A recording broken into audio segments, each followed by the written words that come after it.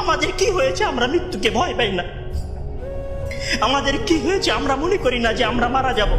পৃথিবীর সর্বশ্রেষ্ঠ মানুষ, সর্বশ্রেষ্ঠ রাসূল দুনিয়া থেকে বিদায় নিলেন, তার সাহাবীদেরকে ছেড়ে তিনি দুনিয়া থেকে চলে গেলেন, উপরের জগতে পাড়ি জমালেন।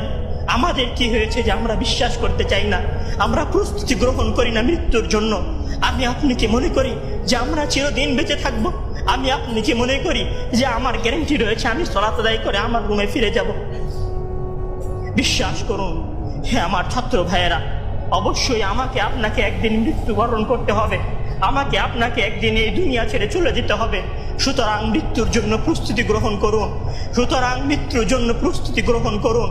সেই দিন আসার পূর্বে, যেই দিন মৃত্যু আপনার দরবারে উপস্থিত হবে এবং মহান আল্লাহ তাআলাকে আপনি বলবেন, হে আল্লাহ, আমাকে স্বল্প একটু সময় দিন, আমাকে স্বল্প একটু সময় দিন, আমি ফিরে যাই এবং কিছু নেক আমল করে আসি। কাল্লা ইন্নাহা কালিমাতুন হুয়া কাইলুহা। তখন মহান আল্লাহ তাআলা বলবেন, কোনো সুযোগ নেই, এটা তো তার মুখের কথা মাত্র, সে ফিরে গেলে আবারও আমল করবে না, সে ফিরে গেলে আবারও আমল করবে না। সম্মানিত ভাইয়েরা, সেই দিন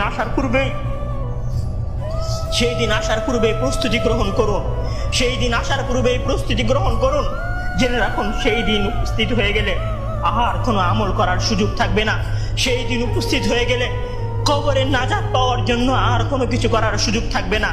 সেই দিন এসে গেলে 2 রাকাত সালাত আদায় করে আল্লাহর কাছে ক্ষমা প্রার্থনা করার কোনো সুযোগ থাকবে না। সেই দিন এসে গেলে রাতে জেগে 8 রাকাত তাহাজ্জুদ সালাত আদায় করার কোনো সুযোগ থাকবে না। এখনো সময় আছে। মহান আল্লাহ তাআলার দরবারে নিজেকে সঁপে দিয়ে তার কাছে ক্ষমা প্রার্থনা করুন। মহান আল্লাহ তাআলার দরবারে নিজেকে সঁপে দিয়ে তার কাছে ক্ষমা প্রার্থনা করুন। মানুষের সাথে কোনো ভুল থাকলে সে ভুলের ক্ষমা চেয়ে নিন। মহান আল্লাহ তাআলার সীমা লঙ্ঘন করে থাকলে মহান আল্লাহ তাআলার কাছে ক্ষমা চেয়ে নিন। সেই দিন আসার পূর্বেই যদি সেই দিন এসে যায়, সেদিন আর কোনো লাভ হবে না, সেদিন বেঁচে থাকার আর কোনো সুযোগ হবে না, 1 সেকেন্ড সময় আপনাকে বেশি দেওয়া হবে না। সম্মানিত ছাত্র ভাইয়েরা, মৃত্যুর জন্য প্রস্তুত হন। মহান আল্লাহ তাআলা আমাদের সবাইকে মৃত্যুর জন্য প্রস্তুতি গ্রহণ করার তৌফিক দান করুন। আমিন।